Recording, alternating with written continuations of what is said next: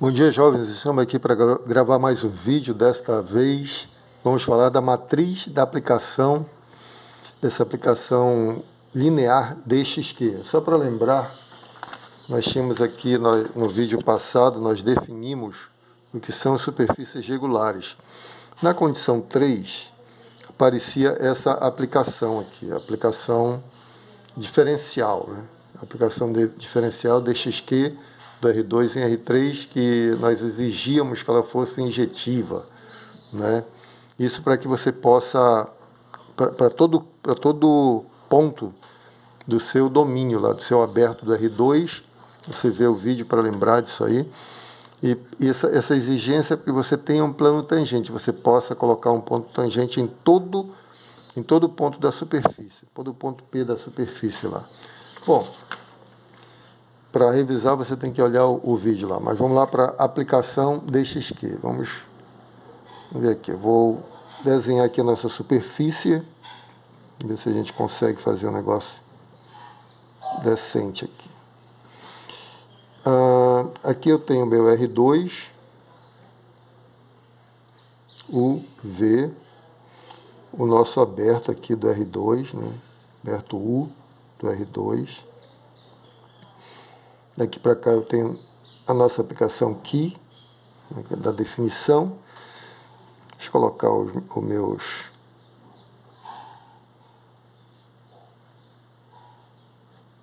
eixos coordenados X, Y, Z no R3. Tá bom? Bom, a aplicação DXQ, ela vai do R2 no R3. Portanto, a matriz vai ser uma matriz, a matriz dessa aplicação vai ser a matriz 3×2. Vocês sabem que existe um isomorfismo do espaço vetorial das aplicações lineares no espaço vetorial das matrizes, né? Você estudou isso em álgebra linear. Muito bem. Então, e aqui, esse aqui determina o número de linhas e o número de colunas. Uma matriz aqui 3×2. Cada aplicação linear é representada por matriz. Cada matriz corresponde a uma aplicação linear. Então, é natural que, quando se fala de uma aplicação linear, você queira introduzir aqui os métodos da álgebra linear, que são métodos relativamente simples, né? Para você fazer o estudo bem legal das coisas aqui. Bom, muito bem. Como é que nós vamos fazer isso? Vamos fazer o seguinte, vocês me desculpem que não está dando tempo de preparar muito, vou cometer muitos erros aqui, mas é automático, eu vou corrigir os erros logo. Vamos pegar aqui um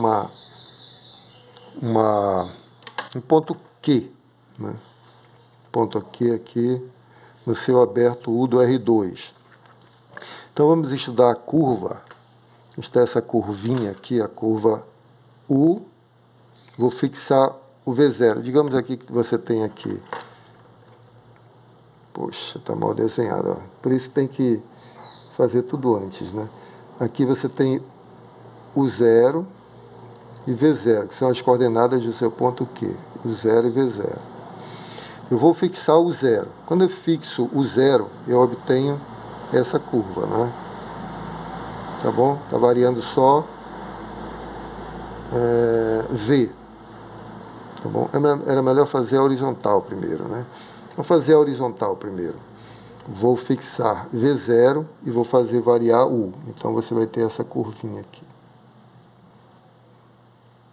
Aqui eu fixei V0. Então você vai ter a curva U chegando em UV0.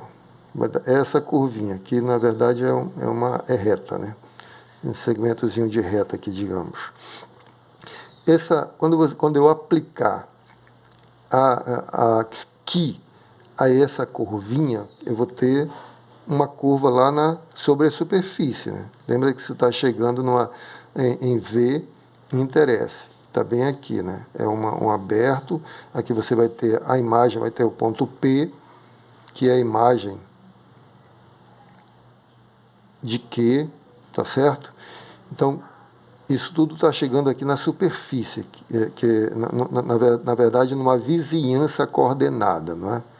Uma vizinhança coordenada aqui, que é V interseção superfície. Vamos olhar tudo só para o desenho ficar bem legal.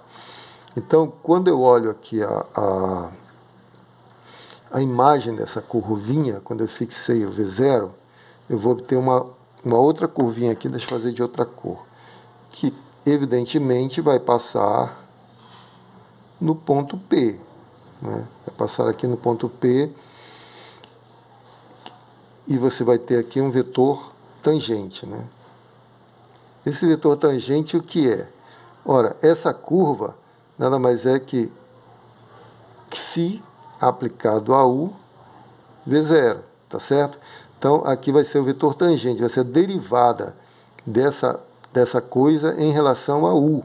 Então, aqui o que você vai ter, na verdade, é dxi du no ponto Q, né? Que nós sabemos do cálculo diferencial, quando você olha para diferencial da aplicação, ou para aplicação diferencial, isso aqui é igual a d psi q aplicado nesse vetor tangente aqui.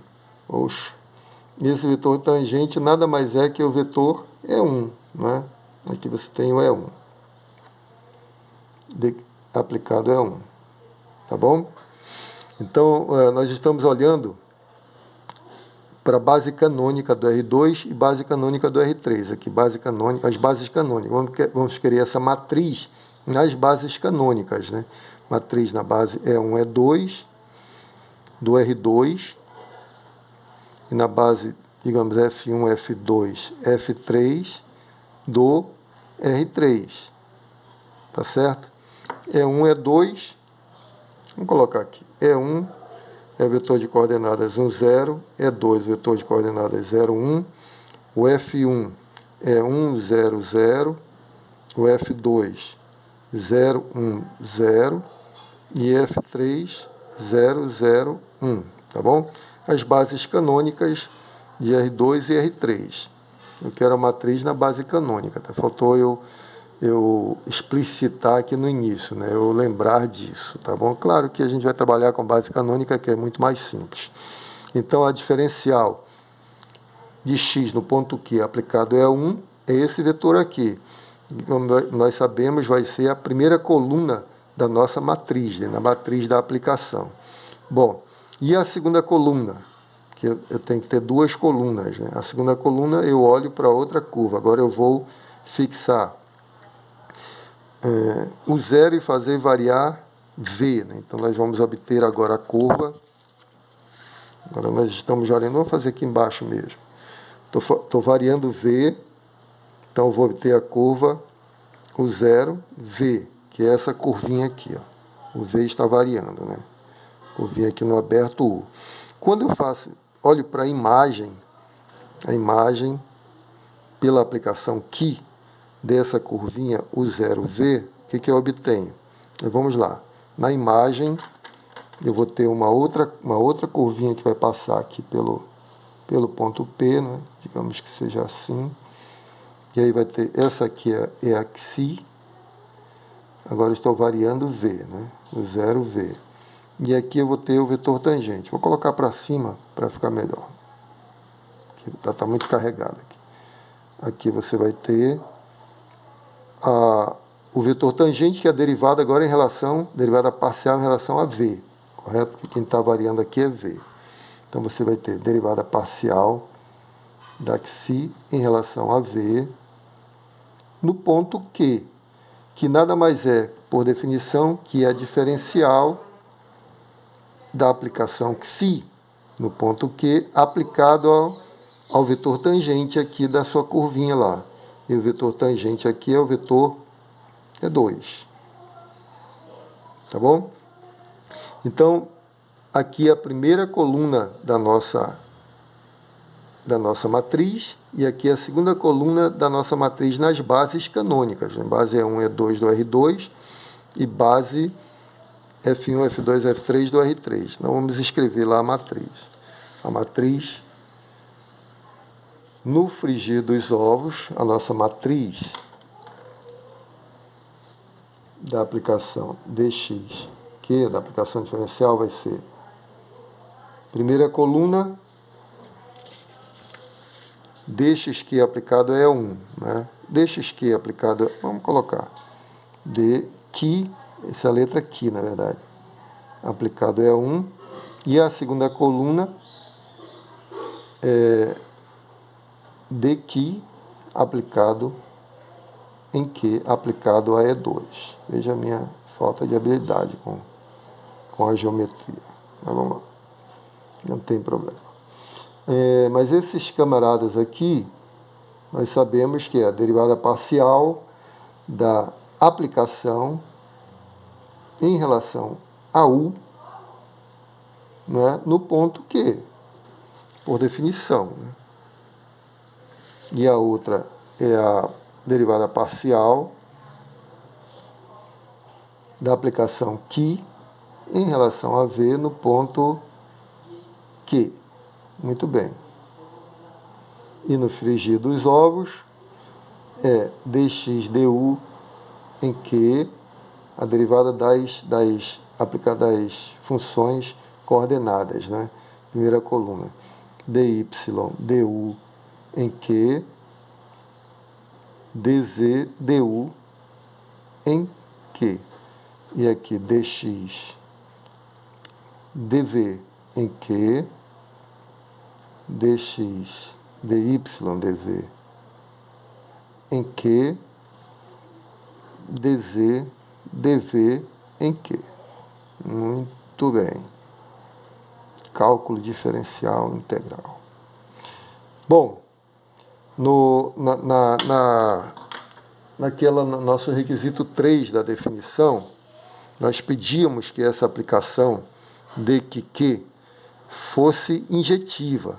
Em termos de matrizes, né, que significa essa aplicação ser injetiva? Significa que esses vetores colunas são linearmente independentes. Então aqui nós temos um critério muito tranquilo de se verificar se essa aplicação é injetiva.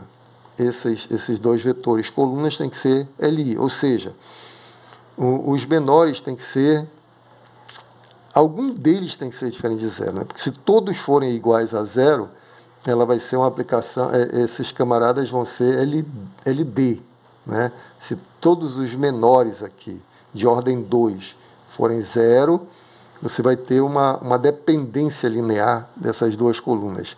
Então é preciso que os jacobianos aqui, os menores de ordem 2, que são os jacobianos de ordem 2, sejam, algum deles tem que ser diferente de zero, para que não haja dependência linear. Então, vamos escrever isso aqui.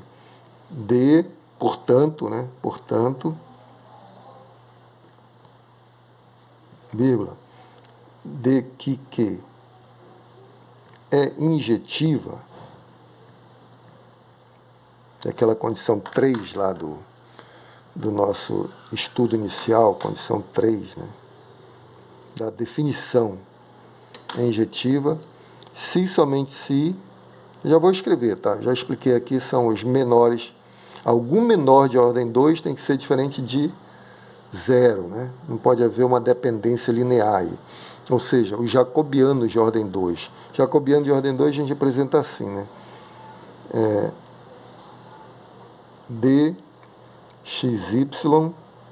duv é esse determinante aqui, esse primeiro determinante, tá bom?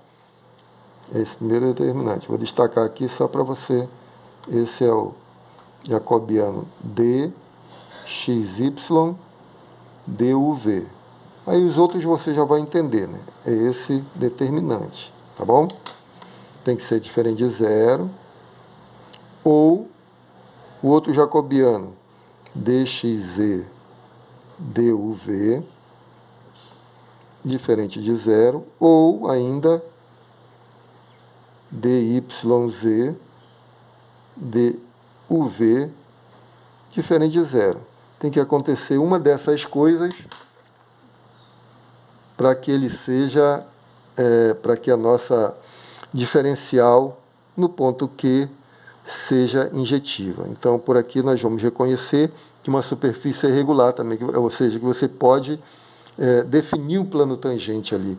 Então, fica muito claro aqui por que ela tem que ser, para que exista plano tangente, essa aplicação tem que ser injetiva, porque esses vetores têm que ser independentes, e esses vetores estão aqui, ó.